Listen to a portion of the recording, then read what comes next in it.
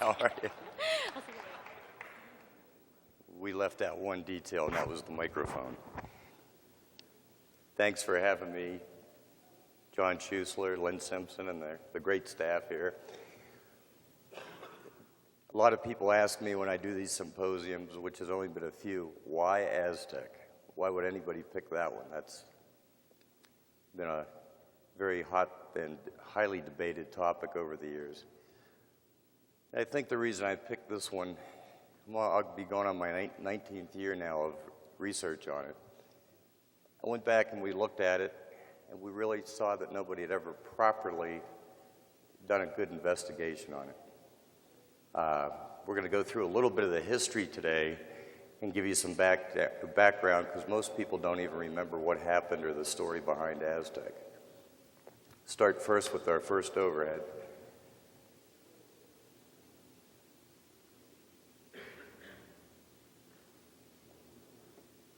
If we could zoom that out a little bit.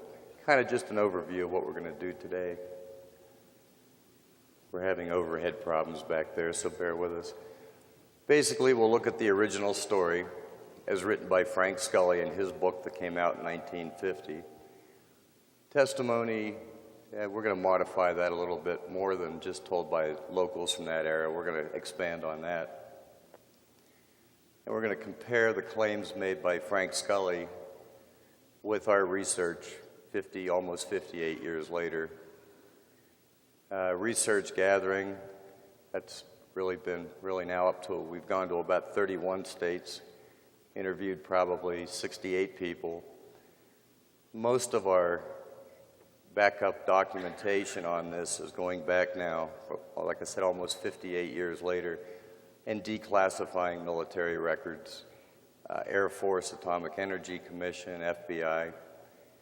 And to show we're serious on it, if we could slide that overhead up just a little bit. Maybe not. A little bit up. There we go. We've quit really keeping track, but in about 16 of the 18 and a half years, we spent over $200,000. And that's a lot of out-of-pocket expense bouncing around the country, but that's what we had to do to really get into the teeth of it. I'll get into the story. I'll give you a condensed version of Frank Scully's original story, just to give you some background on the crash. But first, if we go to the next slide, I'll give you a background of what that territory looked like today, the terrain of the crash site.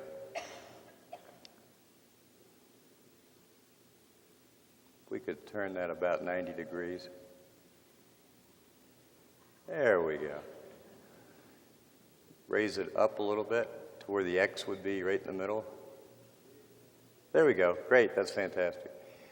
Okay, the X does, in this case, mark the spot. Hart Canyon Road runs east off of what is now Highway 550. Hart Canyon Road does a bend, which is called the Arkansas Loop or the Arkansas Bend. It's an old landmark out there. The X is about the epicenter of the alleged crash site. As you can see, that terrain is very, very sparse today as it was 58 years ago.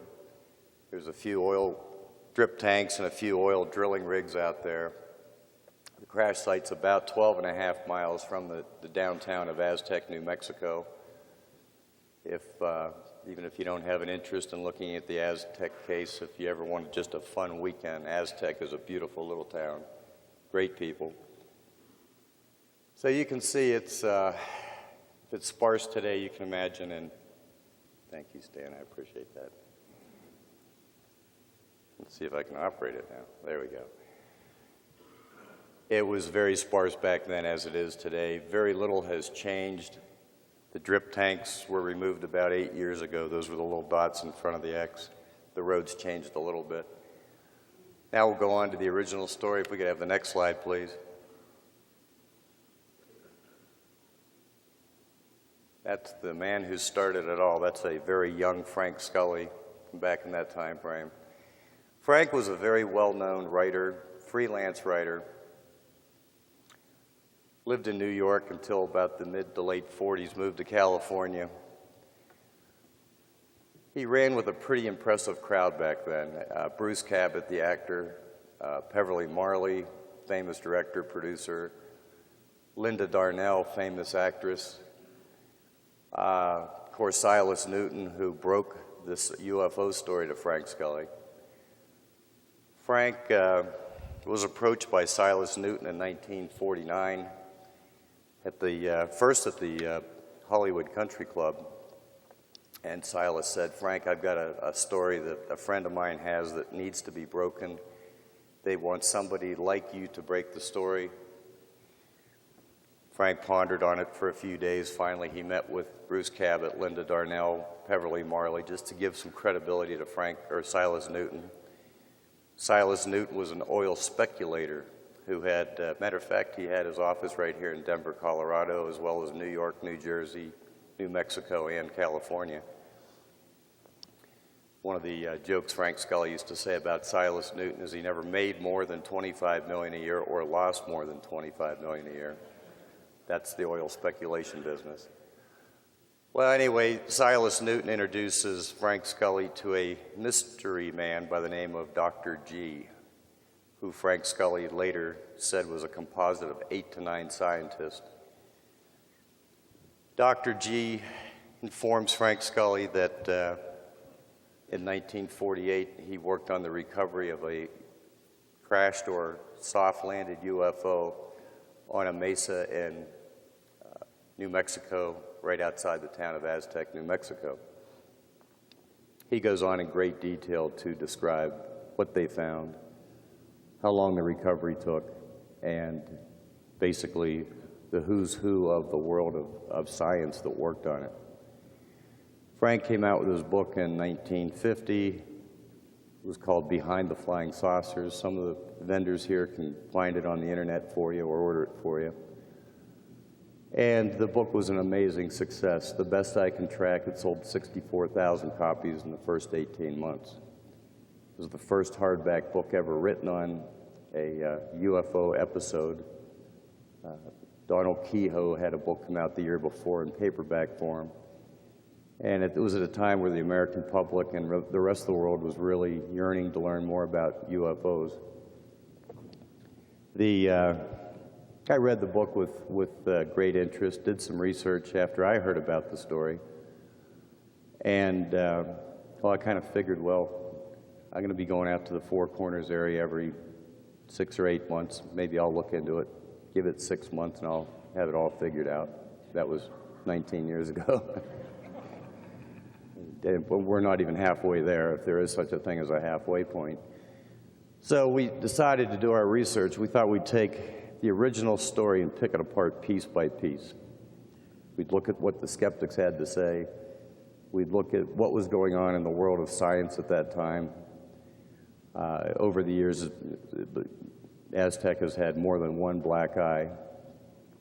There's been 2 books written on it. One I see here floating around, The UFO Crash at Aztec. It came out in the late 80s by Bill Steinman and Wendell Stevens. And everybody's done a little bit of research, so we've tried to really dig in and do a lot of research. Both in Behind the Flying Saucers, written by Frank Scully, this mystery Dr. G makes some pretty horrendous claims for back in 1950.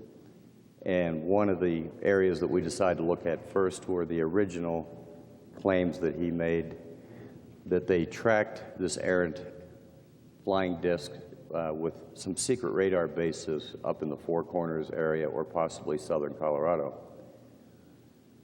So we thought the first thing we'll do, the easiest thing we thought, is dig in and try to find the old radar bases.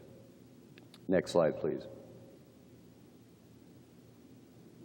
That's the radar bases that don't exist.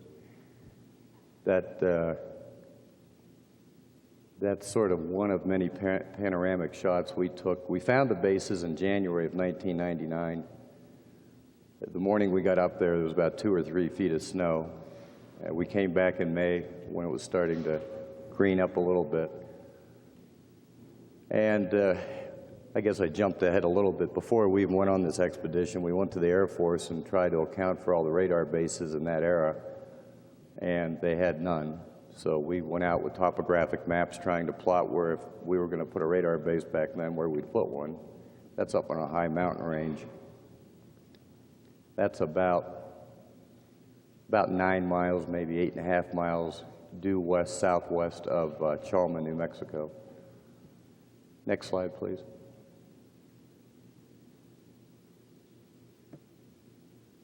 That's more of it. Basically what was left, a lot of barracks, the officers' club, the infirmary, the main office, the radar bunker, the power station, which was a backup power, gymnasium, and it was just like they just up and left, even some furniture left behind. So we went back to Maxwell Air Force Base, which is the archives of all the military, all the Air Force locations, presented them with the pictures and said, hey, we really need your help. This is the one you can't find. And I really believe it was an innocent oversight, because there had been a lot of confusion. These bases, as we will go into it in a minute, were operated by other people, so there were records sort of stashed away in other areas. So at this point, we thought maybe the mystery Dr. G had a feather in his cap. You know, we found one of them. Next slide, please. Part of the problem, this is, I think the date on that is 1952. It's the clearest one I have. You can see Gonzales, the Alvado, Moriarty, and of course Kirkland, and then a radar site they called Roswell. It wasn't really in Roswell. Ironically, it was in the town of Corona. Going back, when we got these all declassified, we realized we had a problem. The Air Force didn't take over these bases until 1950. Well, if Aztec happened in 1948, that wouldn't work well with the timeline. Next slide, please. So we sat there one night reading the capital expenditure report from 1950, and we found out they were asking for things like a new roof on the officers' club, a few new hot water heaters, and some transformers they wanted to order, really powerful step-up transformers from the RE Optograph Company in Scottsdale, Pennsylvania. So I went back to the Air Force and I said, if this is a new base, why are you ordering a new roof, new transformers? So we did some more digging, and we found out that they were operated by the Atomic Energy Commission. And that's the cover of the historical report. Their main object in life was to protect Kirkland, of course, Los Alamos, and Sandia National Labs, all part of the air defense at that time, plus the Manhattan Project. So then we had our feather in Dr. G's hat, so to speak, that in fact they did exist. And further irony, Dr. G always referred to these as the Los Alamos radar site. It was first called Los Alamos radar site, then the Tia Amaria, and then later in life, the Alvado. So we started to see things pieced together, plus we actually had great pains to declassify all this in 1999. We interviewed people in the town of Chalma, Tia Amaria. They knew there was some type of facility down there, but if Dr. G knew about these as he's breaking the story to Frank Scully, he had to be somebody that was in the loop, because these bases were very classified.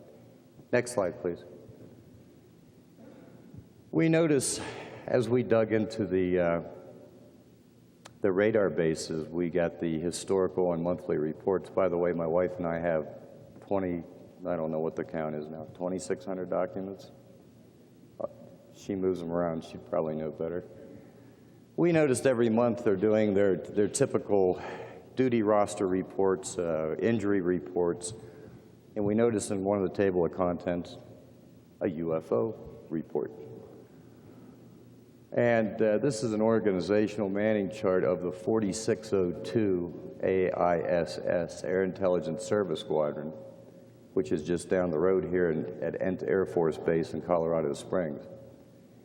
So we noticed that the radar sites are doing all their good UFO reports. They're not going to Wright-Patterson in Dayton, Ohio. They're going to this group. Excuse me. I did a little research, and it turned out that Donald Kehoe had used their name in his paperback book, suspecting that UFO reports were going to these guys. And then after that, it just dropped off. I went back and looked at what the critics had to say about Donald Kehoe back in the 50s, late 40s. And some of the critics said, oh, the 4602, 7 to 9 people in that group, and they're going to be phased out, and that'll all go to Wright-Patterson. If we could put that slide up one more time. That's a little bit more than 7 to 9 people. We counted once, I forget how many, it's 273, I think, if you count everybody. So, again, we're creeping along, and there's a little bit more and more credibility from Frank Scully's book. We have to use that as a timeline and a benchmark, because in looking at it, and of course I couldn't talk to Frank Scully, he's long passed away, but it just seemed like whoever was leaking the story to Frank Scully back then had some good information. Next slide, please.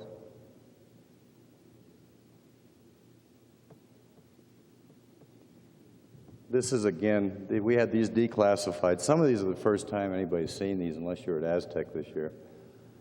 Now we have the Project Blue Book operating out of Wright-Patterson Air Force Base in Dayton, Ohio. And it's funny, in their historical report they make fun of them, reminding all the radar bases that the good reports come up to us at the 4602. All the other ones go to Wright-Patterson. This is right in their mission statement. I'll send a copy to anybody that wants it. Because Project Blue Book is nothing more than a publicity campaign. But over the years, we've seen the unknowns that the Project Blue Book had. Look at the bottom, if you can read that. They had a worse success rate than Project Blue Book as far as knowns and unknowns. And these were the cream of the crop. I mean, these were the high Air Force intelligence people. I think it's 17% if my math is right. So all the good military reports, all the good radar tracking sites from all these AC&W, which is aircraft control and warning, that are going up to the 4602, it might be 18%, 16, but it's around 17% they couldn't account for. Next slide, please. Some of these are hard to read, and I apologize. They're copies of documents that are 58 years old, right off the originals.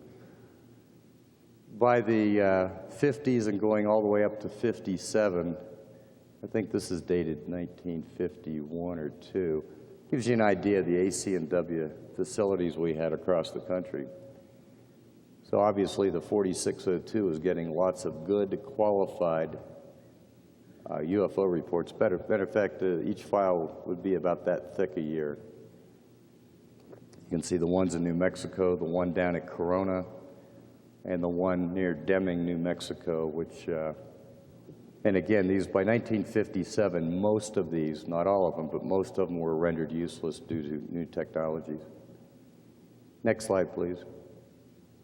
And again, what we're doing is we're going along to about the halfway point. We're going to just establish credibility in what Frank had in his original evaluation of, and his book. One of the theories over the years, and I'm not sure if I subscribe to it or not, but what brought the craft down near Aztec, New Mexico? Bill Steinman, who he and Wendell self-published their book in the late 80s, Bill Steinman came up with a theory after interviewing people that these bases, if they could ever find them, had some very high powerful radar, experimental radar. Well, it turns out the one in Alvarado, the original Los Alamos base, was experimenting with some extremely powerful radar. Some people refer to it as lash up. That's not really a correct word for it. It was, I call it early lash up. But it was a very powerful microwave radar, like all radar is a microwave. And it was being experimented with for the Navy so they could use it out to sea with a very powerful radar to pick up other ships on the horizon. If we could go back to that slide real quick, I apologize. It's interesting, there was a manual in there, and part of that manual warns the operators of this new powerful radar. Now keep in mind that was restricted airspace back then. But before you run the new lash up radar. Make sure with your height finders and range finders there are no aircraft in the area, or serious damage or death could occur. It would be like the old radar ranges where you put an aluminum foil plate in it. I don't know if I subscribe to that as to what brought the Aztec UFO down, but it was interesting. Bill Steinman's theory did prove true because of the warning that we found in there. Next slide, please. We're going to sort of throw up an overhead and then talk about how it relates to this.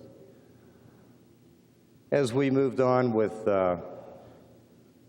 in looking into the story of Dr. G, he talked about other very influential and very important scientists of the day working on the project. In the late 90s, I was contacted by Glenn Pace from Nashville, Tennessee. That's not Glenn in the picture, that's Otto Kraus, a German scientist who defected here during World War II, not to be confused with the paperclip scientists that came after the war. Glenn Pace worked, ironically, he was born and raised in Farmington, New Mexico, 17 miles away from Aztec, and in the 50s and 60s worked at White Sands Missile Range, now White Sands Proving Ground, and worked with Otto Kraus and worked on top secret projects down there. We have all Glenn's records. He's not pulling our leg. One night they were sitting around delayed working on a test, and Otto Kraus asked Glenn Pace, "So you're from Farmington?" Glenn said, "Yeah." "You ever hear about the Aztec incident?" Glenn said, "Well, I was 9 years old when it happened. It sort of hit. It was a rumor, kind of faded away." Then Otto Kraus said, "Well, I worked on that recovery." And he told Glenn Pace some incredible details that Glenn shared with us that later on we put all the pieces of the puzzle together, and he was about 86% accurate what he told Glenn Pace back then. Next slide, please. We're going to move now into, in our research, it's tough to take 18 and a half years and move it into an hour and 15 minutes and leave time for questions and answers, so we're kind of just give you an overview of what we found over the years. One of the Aztec witnesses we found, and I hate to do this, I hate when I look at an overhead and somebody says name withheld, but this gentleman's career is, we have investigated it as best we can. I've shared his name and his credentials with his permission with other researchers, but until his death, I cannot go into who he is. So you got to take my word on this one, and I promise there's names attached to all the other ones. We were going through the old classified reports from the radar bases, and we found that some were going up to the 4602, but now and then good UFO reports were being copied down to a gentleman at another Air Force base. Make a very long story short, I contacted him. I had declassified most of his old Air Force wing, explained to him briefly on the phone that I was doing research which involved his Air Force wing, and I'd like to meet with him. So on one cold winter night, we met at a Radisson hotel, and I came in with all my documents and showed to him that I had declassified most, or as many as I could. And we started talking about Aztec. And what he claimed, obviously, as you can see, was never at the site, but he said the whole crash recovery, which you would expect would happen, was very compartmentalized, and claimed approximately 200 people involved in the cleanup operation. He was based at Walker Field at the time. Walker Field was the former Roswell Army Air Base. By 1948, it was now the Walker Field. In our interview, the first interview, obviously not being at the site, but he reminded me, if you think you have the right area in mind, look for concrete footers, because when we cut the road in, I know there were delays because they had problems with the silt. Well, unbeknownst to him, we had already spent many, many years at the crash site, and yes, there is a concrete footer out there, which has never made any sense at all. We'll get into that toward the end here. But that gave him credibility, having never been at the crash site, but knowing it was delayed. He claimed the whole recovery took about 2 weeks. When I sit and talk with somebody like this, of course I'm interested and excited, but my wife will tell you sometimes it takes up to a year and a half of doing research on somebody that makes a claim like that. Randolph Air Force Base is the archives of all the personnel records, and that's a painstaking process if you've never gone through it. But he does have credibility. He's a very successful gentleman. I don't really think he has any reason to pull my leg. He said their security oath back then was 50 years. Obviously, we're well beyond that. And the only person he ever shared that story with was his wife before she passed away. So, having not been at the crash site, but being involved in the recovery, I put him in my 5-star basket. Next slide, please. Ken Farley was an interesting witness. Ken was pretty young at the time, around 20 years old. He was traveling from Durango, Colorado. He was visiting an aunt, and he was on his way to San Diego, as you can see. Try to give you the condensed version, got lots of overhead to go over. A friend of his was going to be in either Aztec or Cedar Hill. I would bet Aztec, because Cedar Hill's about 3 buildings. It's one of those towns that says, "Welcome to Cedar Hill" on both sides of the sign. It's pretty small. Ken was not from that area, so he knew virtually nobody.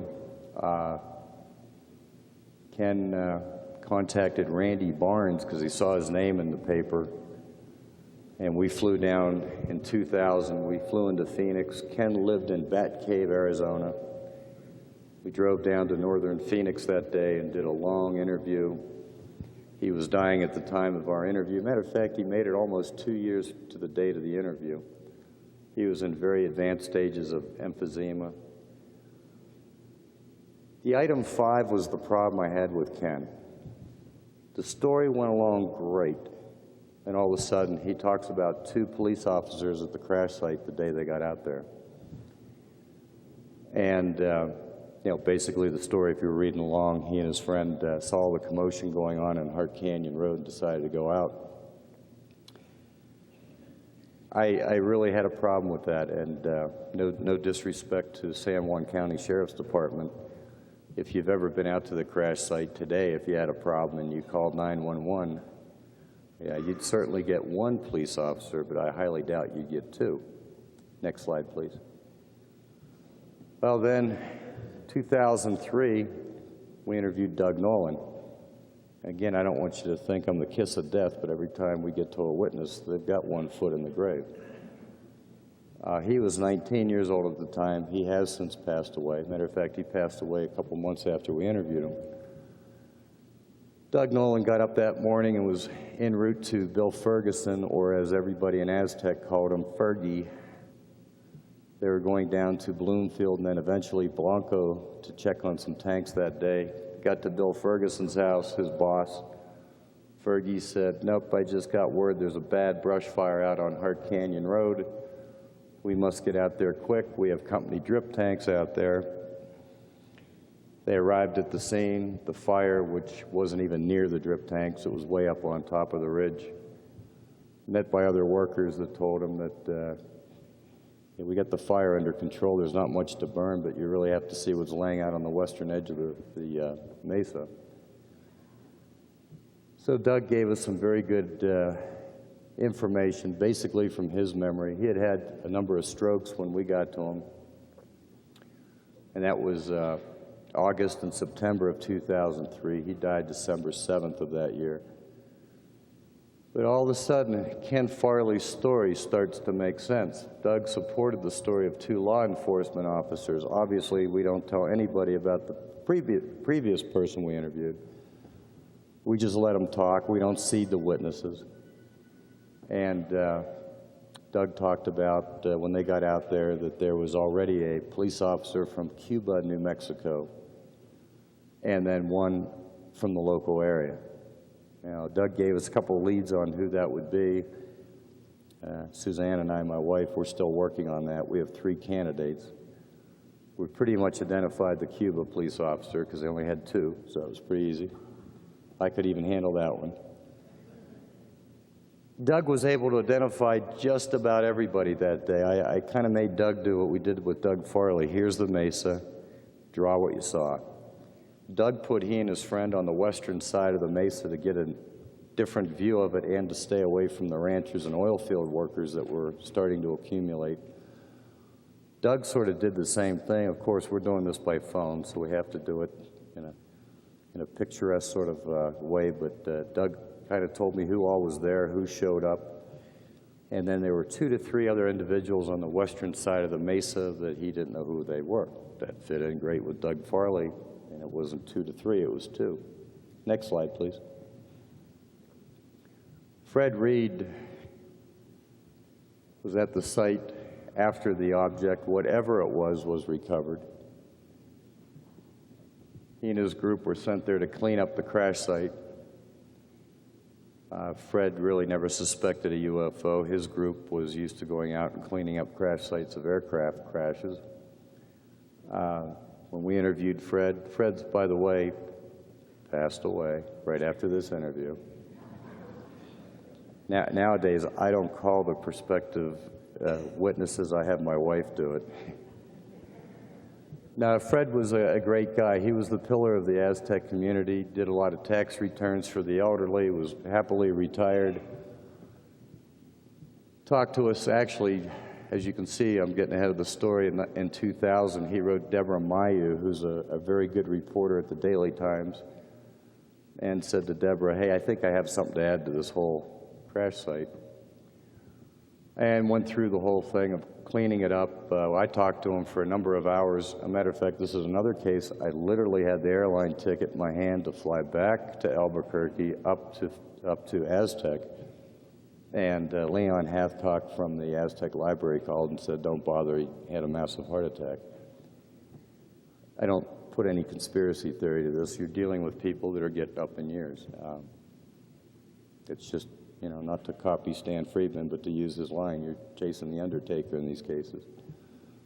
So Fred contacted the Daily Times, and I talked to him for quite a while. I'm in the process right now of getting his full records. He was previously, as I wrote in my briefings, previously with the OSS during World War II, stayed in the military. Until I have all his records, I just want to but I'm very happy so far with the credibility. Next slide, please. Just give you an idea of what the crash site looks like. Our Air Force intelligence officer and other people over the years talk about the road that has been cut through to the mesa that makes no sense at all. That's a view of the road. And it kind of comes to an abrupt stop, almost a cul-de-sac, and stops. That road doesn't show up on any USGS maps, so that just further adds to the mystery. Next slide, please.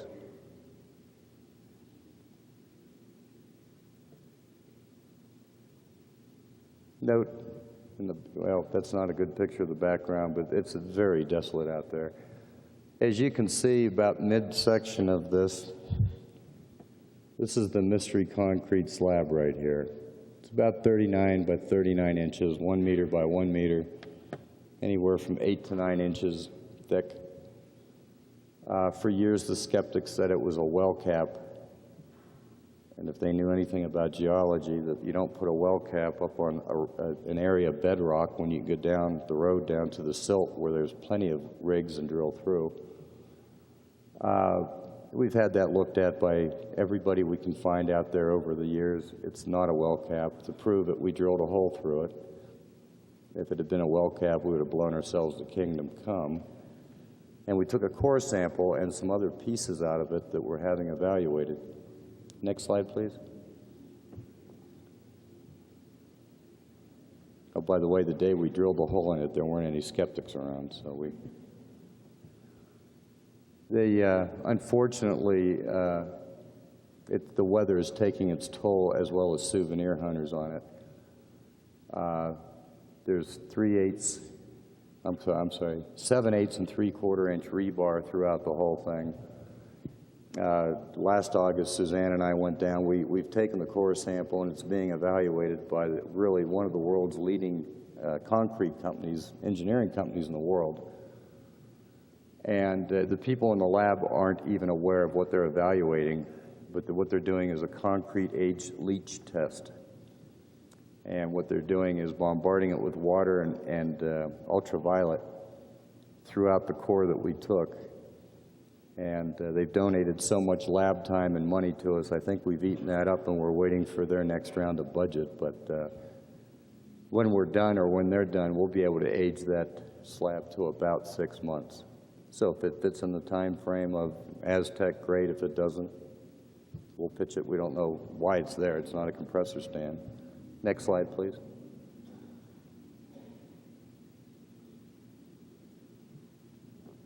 As we started digging, I'm bouncing around a little bit. You got to follow the bouncing ball. But we've gone to, went to the Air Force, of course, went to the FBI. About 1952, when Frank Scully's book was really at its peak, the story came to a complete screeching halt.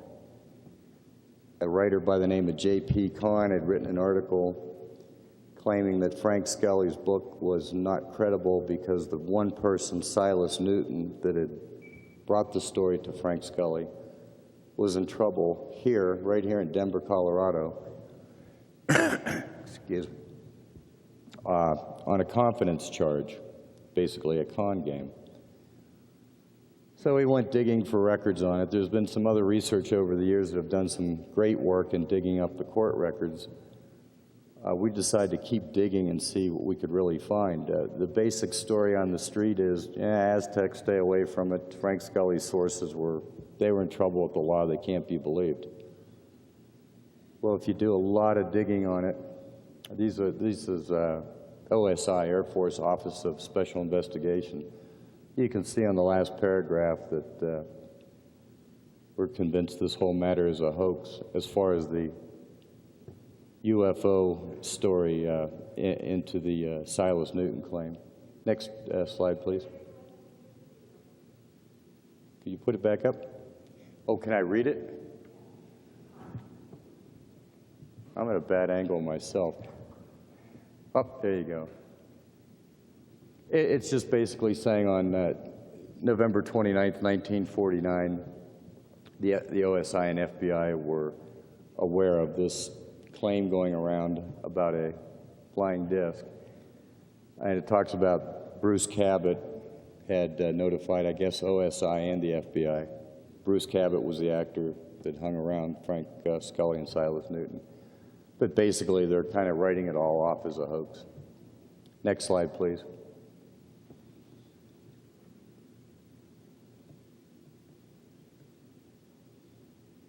This is another more or less supporting document that they're distributing out around everybody, saying that here's all the people that were involved. We're kind of following the story, but we don't think there's much to it. Hey, this goes on until 1971. Next slide, please. Some of these are very hard to make into an overhead. Matter of fact, these aren't even great, but I had to pick the best ones I could. That's page 2 of the letter. I'll give you a quick overview. As a matter of fact, I'll give you a website you can go to and look at these. But basically, in '49, even before Scully's book has come out, the OSI, Office of Special Investigation of the Air Force, and the FBI are both doing a joint investigation.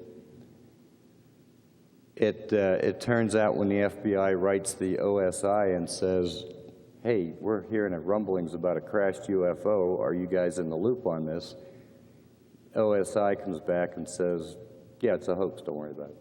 We're already in the loop. Next slide, please. Basically, it tells the FBI, just back off and stay out of it. They're having trouble with some of these documents. They're not easy to read. Now we're up to 1950, and the blacked out name where the X is Mr. Newton. He alleges he has a debris or souvenirs from the Aztec crash given to him by this mysterious Dr. G. The blacked out name again is Bruce Cabot. They sent me another document. You can't read anything but Bruce Cabot's name, so you can put two and two together. Next document, please. We're going to kind of, again, we're going to go through the fall of the bouncing ball. Now the FBI gets a little upset with OSI. They don't like to be told to stay out of anything. And kind of, I think, what this country had prior to 9/11, not making a joke, but I think everybody's so compartmentalized and everybody's worried about their turf. This is a letter saying that, basically read the following page. Next slide, please, about a report we have.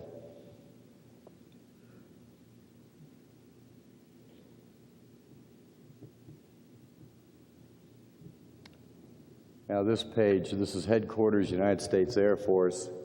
Oh, by the way, the OSI tells the FBI, do not share this information with Kirkland, the 8th Air Force, or the 34th Air Group. Keep everything coming here to Washington. Not that we're following it, but if you stumble on any more documents, bring them to us. Now they're worried about a claim, and again, a lot of this centers right around Denver, Colorado here. This one is OSI following a report that they got from two sources. One is the 5th Army Group, that somebody is trying to sell pictures of the Aztec UFO crash at the Merlin Bar here in up north a little bit in downtown Denver, at the Edelweiss Bar. And turns out, did a little research, it was a reporter from the Baltimore Sun. Came all the way out here, offered $1,500 per picture. If we could raise that up just a little bit. I don't know if you can read that. Last item. They're getting a little worried here. The regional office commented that in spite of his denials, his manner indicated that he had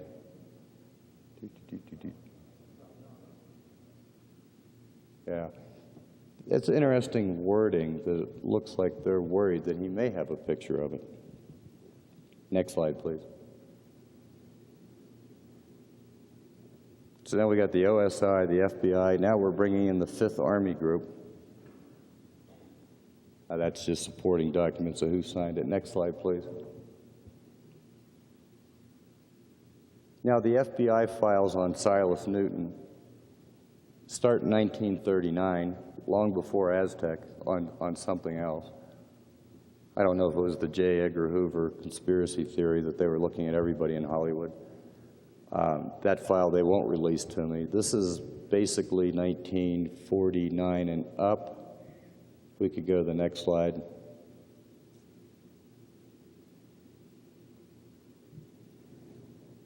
What we're trying to establish here is if the Aztec crash didn't happen,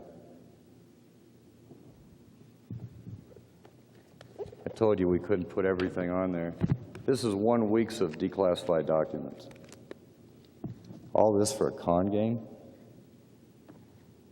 that went from federal court to the civil court. If we go back to that. Now we have the FBI on a witch hunt. They want Silas Newton and his sidekick Leo Getbauer in a bad way. Next slide, please. Again, I can tell you where to go online here at the end. You can read these. If they're even tough to read. Where I have that highlighted, the FBI now internally is saying, hey guys, this con game, after we look into it, Silas Newton, like most oil drillers and researchers or speculators, normally got 33 people together and said, everybody put in $10,000. That gives us $330,000.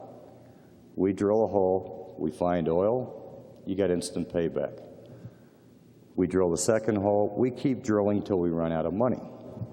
Out of 33 investors in this, one of them complained to the FBI that he thought he had been taken because in the pitch from Silas Newton to his investor, he and Getbauer did make a mistake. It ruined their credibility. They claimed that you really need to invest with us because we've got some alien technology to help us. We've got this doodle bug from a UFO that crashed in Aztec. in that document, if we can go back to it, they are greatly concerned that they have a weak case against Newton. Next slide, please.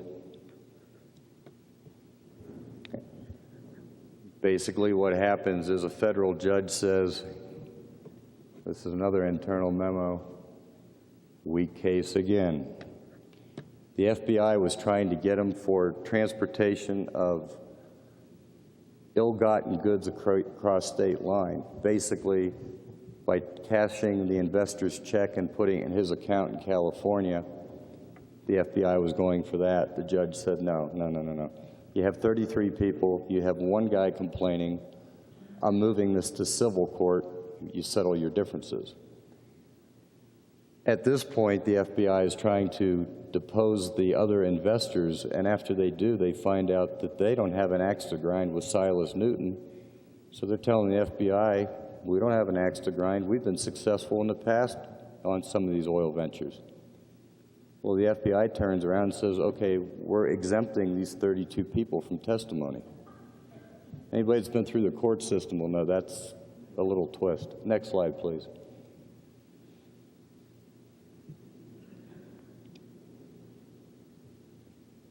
They're getting upset now.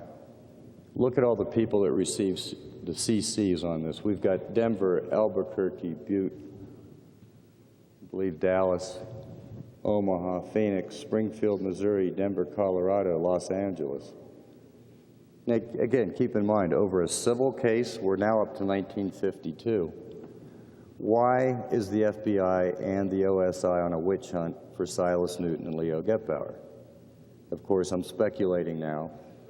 Did they have knowledge, more knowledge than we know today, of who Dr. G was and what really happened in Aztec in 1948?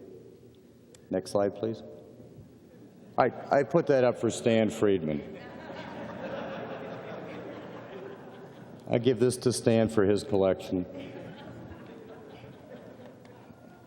There's a lot of those in here.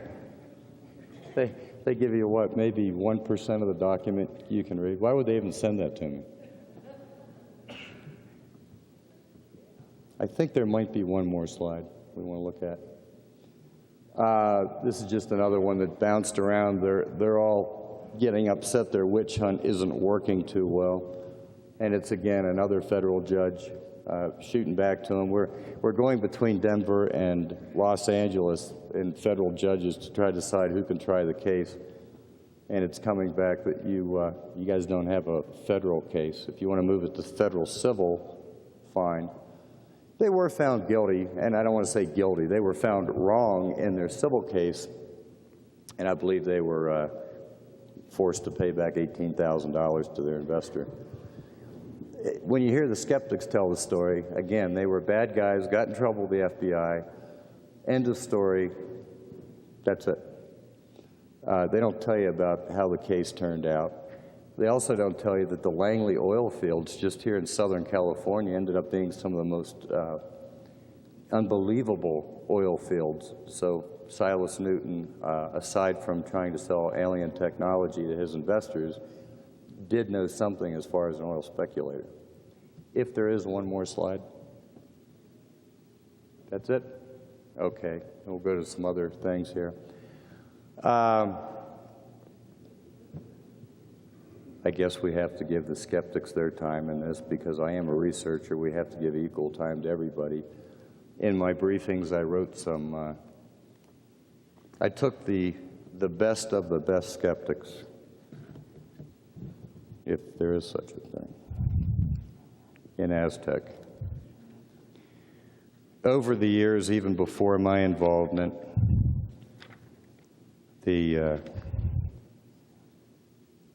we'll just go through some of the top claims of the Hart Canyon and Aztec skeptics. The one you hear all the time, or you don't anymore, but you heard all the time. Hart Canyon Road did not exist in 1948, therefore the Aztec crash could not have happened. Our response from doing research, the last stagecoach robbery in San Juan County took place on Hart Canyon Road. That wasn't hard to find. The source for us, the Farmington Daily Times. We didn't even have to go back and archive the original article. They did a historical article in '89 and wrote up about famous things that happened on Hart Canyon Road. I got to pick on this skeptic for a minute. He lives in Albuquerque, works on Yale Road, which is coming out of the airport. I took my rental car and I backed it into next to his car and I zeroed my odometer. Came out of his workplace, made a left on Yale, went down to Central Avenue, made a right, and went to a store that I love. Anybody that loves the Southwest would be familiar with Cowboys and Indians. It's a great antique store. And in there, within 5 minutes, I found original Rand, not Rand McNally now, Rand before the merger, from 1890 and 1900, and the maps of northern New Mexico and southern Colorado specifically show Hart Canyon Road. Now, this guy's a scientist. It was 1.5 miles from his workplace we found the maps. Skeptic number 2, the Aztec crash could have never happened because we never found the radar bases. I think we went over that pretty well. We found the bases. Matter of fact, he was still saying that after we declassified him, but that's okay. Another skeptical thing you hear over the years, the Aztec crash has never yielded one witness in over 50 years. This skeptic lives 2.5 hours from Aztec, never once has gotten in his car and spent any time in Aztec. He gets all his information off the internet. That's a good, credible place. I've recently been attacked since last August when Dwight Conley published my article in the MUFON Journal. Both Ken Farley and Doug Nolan were dying at the time of my interview. Therefore, they were delusional and not good witnesses. Well, they were certainly in bad health, but Ken Farley was on oxygen at the time, and his kids were very concerned with his health, but they allowed him to drive from Bat Cave, Arizona to Phoenix, which is about an hour drive, and back. I really don't think, knowing how protective Ken Farley's kids were, if they were worried about him being delusional, would let him get behind the wheel of a car. Yeah, Doug Nolan was dying. His speech was slow, but he was certainly a credible guy. He, like anybody after 6 strokes, just sort of talked very slow. This is a good one. This has been floating around for years. The Aztec incident was no more than a P-38. That was a fighter-bomber escort plane in World War II that ran low on fuel and landed on Highway 550 north of the entrance of Hart Canyon Road. By the way, if you ever got in trouble in an aircraft, it's a perfect natural runway. The P-38 sat alongside the road for 10 to 14 days before the military arrived with flatbed trucks, disassembled the P-38, and hauled the craft away. That took no research. But we have to answer the skeptics. Well, first of all, the P-38, if it would have landed exactly and been parked exactly where the skeptic claims, it was 28 miles from the Durango airport. It would have been 24.5 miles from the Farmington airport. If a P-38 were to run low on fuel, he would have had 2 perfect airports to line up with and dead stick land into instead of picking Highway 550. But with that said, we hauled back down to Maxwell Air Force Base, pulled up all the incident reports, and first we have a few problems. It was a bomber escort plane, but probably not in service in 1948, unless it was in a reserve unit, which to this date we haven't found any reserve units that had a P-38. This is not a plane you'd want in your reserve unit anyway, if you remember what a P-38 was. The other thing is a fully loaded P-38, I got this from Lockheed, would be, and this is loaded with bombs and fuel, would be 21,400 pounds at that altitude, would require about 2,300 feet of runway. Let's double that. Let's say 4,000 feet. The road, the Highway 550, unobstructed is 12,000 feet. That's just over 2 miles. So the pilot would have had plenty of, margin of 2.25, 2.5 times to refuel the plane and take it back off. Not bring in flatbed trucks and disassemble it. How stupid is that? By the way, the next year, the P-38s were scrapped down in Tucson, Arizona. The skeptic then changed his tune. Oh, it was a T-34 trainer. Well, that's even better, because that would have required two phenomena. One would be time travel, because the T-34 didn't come out till 1950. We don't even know if there were any in service in 1950. A friend of mine in Dallas has one, a fully restored one. So he was a good source to go to. They just did a 3-year restoration on it. Now, a T-34 is even easier to dead stick land, easier to go get fuel. You would have had an instructor on board. You would have had a rookie pilot, assuming it was a training mission, but you couldn't have been in 1948 if it didn't come in until 1950.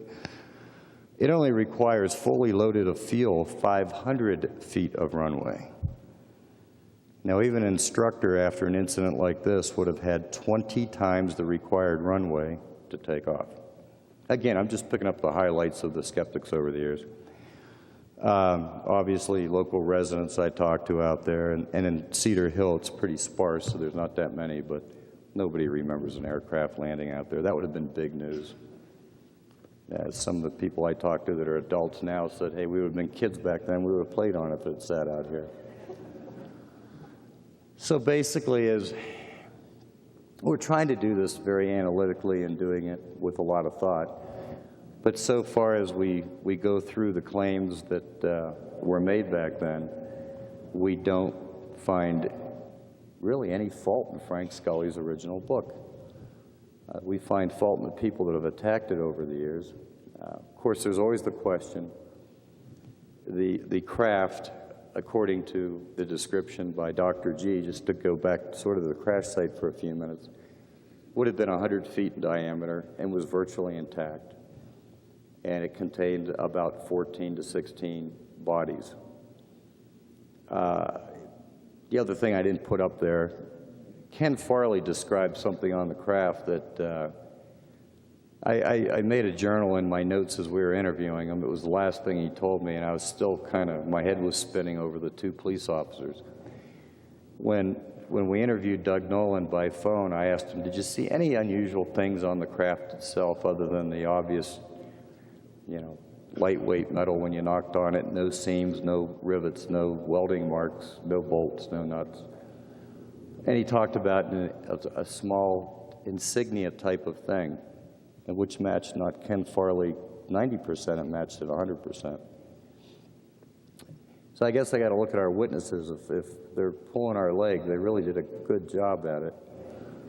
And then you have to look at motive and say, well, why would they do this? I don't know what goes through people's minds when they're at the last few years of their life, but certainly these people had what I felt some credible things. We've talked to people that weren't so credible over the years too. And I don't mean that in a way that they were trying to mislead us, but in a way that, they contact us and have this great part of the Aztec history. But when we get there, it's usually not firsthand. It's my uncle went fishing with a guy that claimed he was there, and you got to kind of sort through those and take the good with the bad. But it's a lot of tedious work. The next thing we're working on right now, if you read my paper I submitted here, and I don't have time to go into it today because we don't have all the overheads done of the facts behind what we mentioned in there. But now the real question is, who was Dr. G leaking all this information to Frank Scully? Somebody that was very much in the government circles or high up in what I would call the loop was leaking some incredibly important things. One of the claims he makes in his book, and Frank Scully's book, a direct quote from Dr. G, is they were the magnetic scientists of the world that had worked on many top secret projects in World War II. And in one day, one of their devices took out 17 Japanese subs. Now, that's a pretty stout claim to make in 1949, 1950. However, we learned a few months ago that claim is true.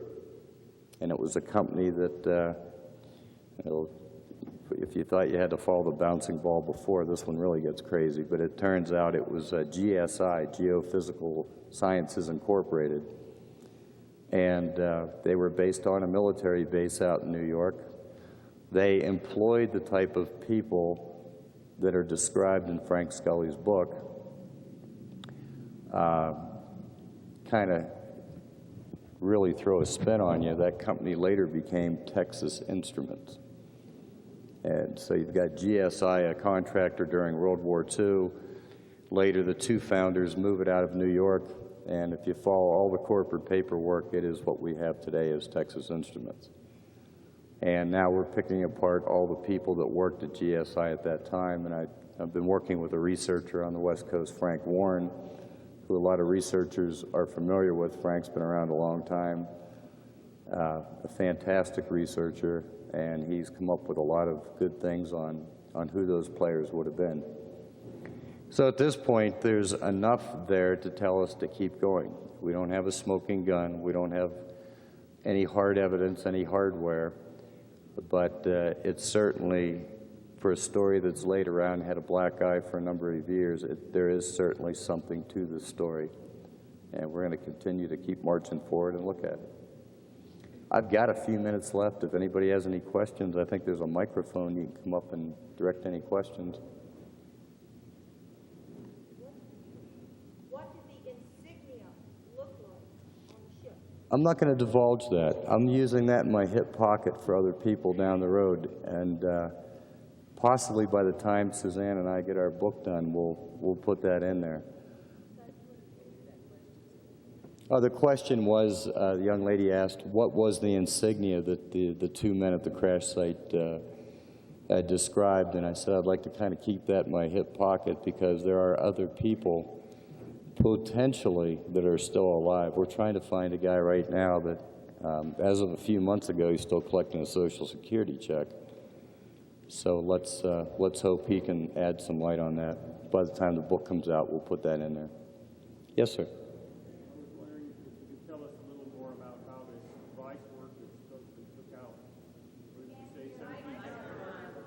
I don't think your mic's on. Try that. Well, I don't know how to operate it. Should have a little slide on off right here.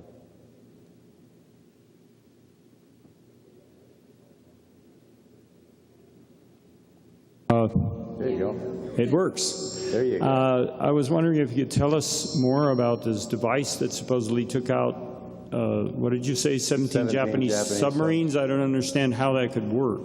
Well, what they were magnetic buoys that they would drop in the water. It would be like today's GPS system, where they could put a triangulated 3 magnetic submersible buoys. I'll give you an internet site you can look at and read about it. And that way, as the metallic submarines came into that area, it would give a triangulated position where they could find them. Yes, sir. Yes, I read Wendell Stevens' book, Crash in Aztec, New Mexico. And how is it different, or is there anything that he left out in his book that you found in your research? I think one of the things, and I've talked to Wendell and Bill Steinman. I came forward about a year and a half ago, and we talked for a while. He's disappeared again.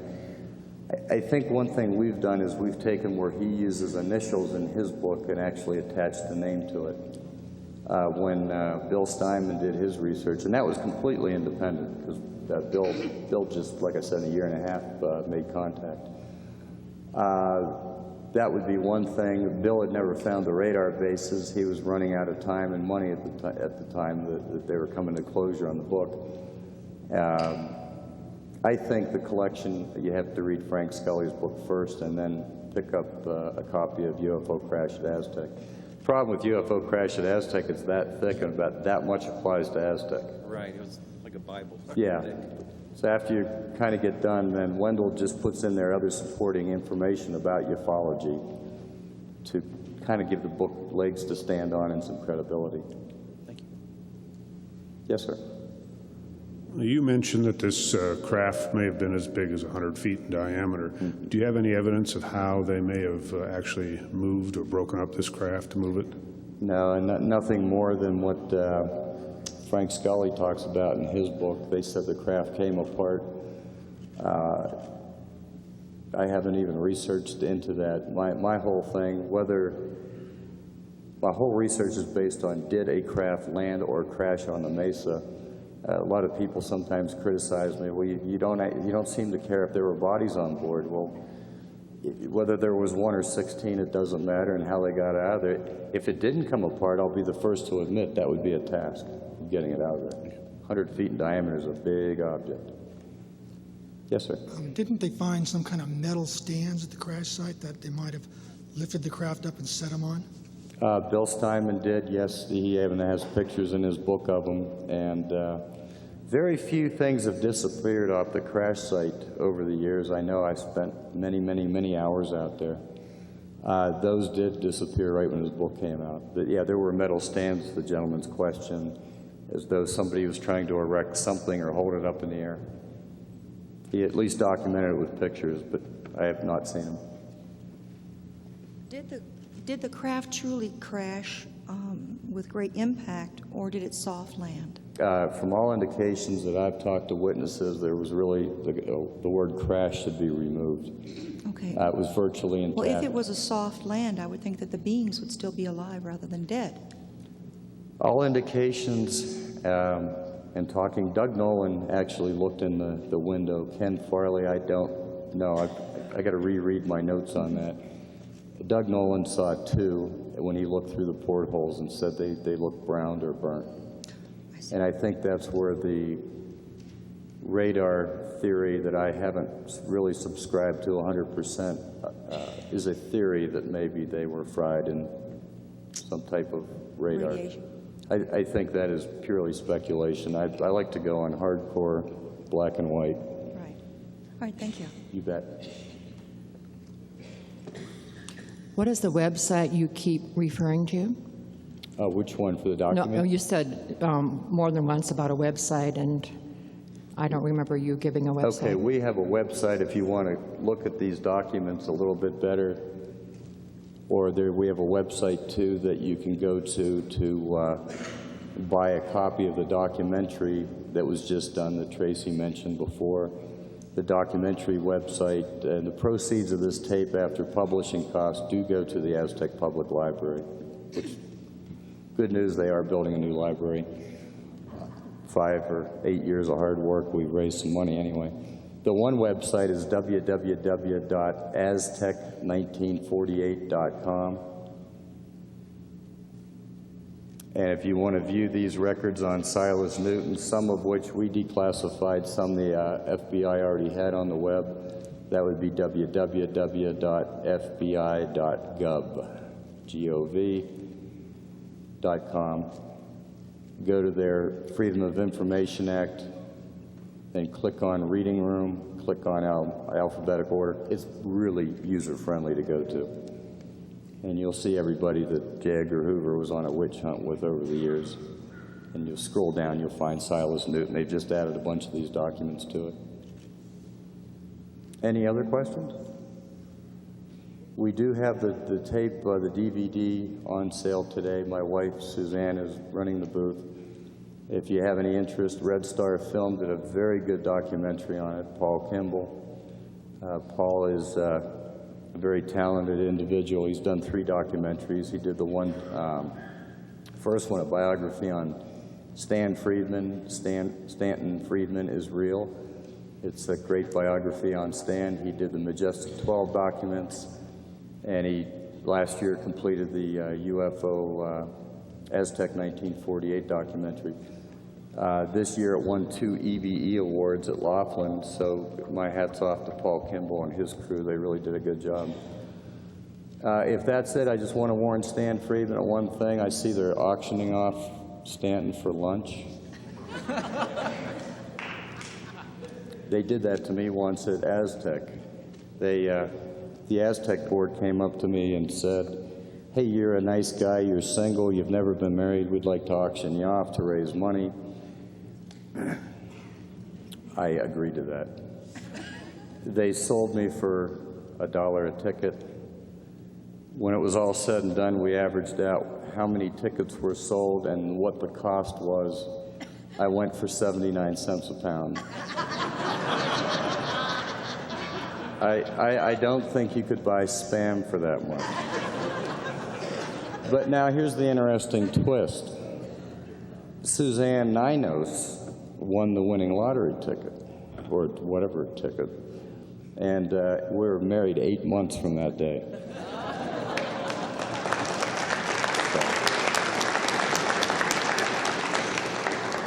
I don't mean there's a warning in there somewhere for Stan. It was the best raffle I was ever in, and obviously it will be the last raffle I'll ever in. So with that, you've been a great audience. Thank you so much, and I thank MUFON and everybody for having me.